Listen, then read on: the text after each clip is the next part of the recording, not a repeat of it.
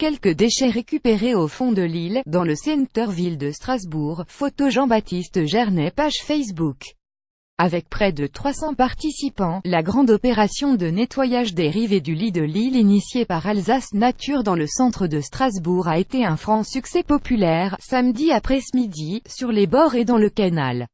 Moins pour la grosse quantité de déchets collectés. Sur 1 kilomètre environ, du quai Finkmat jusqu'au pont Royal, les citoyens bénévoles accompagnés d'une équipe de plongeurs ont pu mesurer la pollution toujours d'actualité en plein centre-ville. Des barrières de travaux et une poubelle vélo, poubelles, panneaux routiers, brouettes, trottinettes ou barrières de travaux ont notamment été retrouvées au fond de l'eau.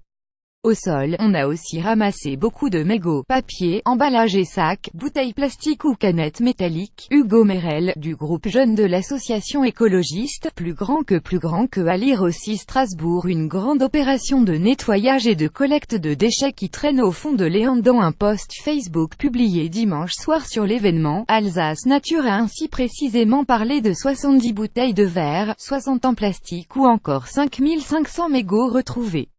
En ajoutant, parmi les atypiques, un jeans, un sac à dos, des couvertures ou un baril d'olive de plusieurs kilos.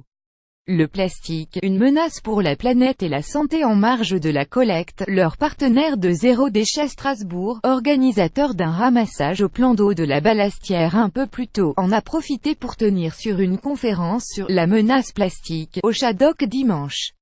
Pour mieux comprendre, largement, les dangers d'une telle pollution et tenter de repenser sa consommation personnelle, plus grand que à lire aussi Strasbourg. Des moules et des caddies retrouvés au fond d'un bassin dans le centre répartissent dans différentes grandes poubelles après la collecte. Les déchets ramassés en centre-ville de la capitale alsacienne ont, eux, été transportés dans des bennes dédiées en déchetterie.